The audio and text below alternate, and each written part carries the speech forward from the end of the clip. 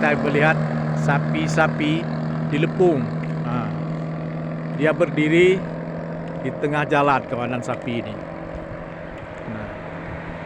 Bagaimana orang mobilitas? Sudah mulai jalan, ya, sudah mulai bangun. Sapi-sapi ini sudah mulai bangun, sudah mulai jalan. Dia berada di tengah jalan.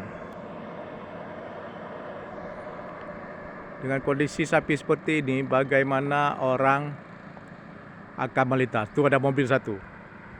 Dia berada di jalur kiri, di tengah jalan. Bagaimana mobil ini akan jalan?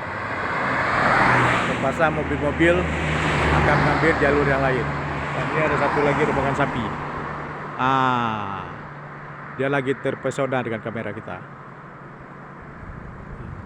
Jadi sapi-sapi di Lepung nih dilepas begitu saja.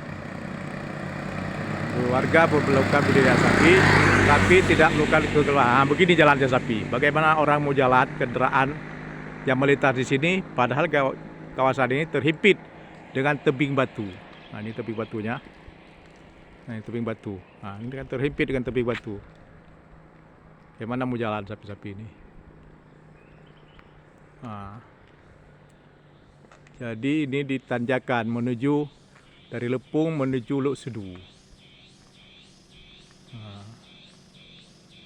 Di sana itu Lok Sedu.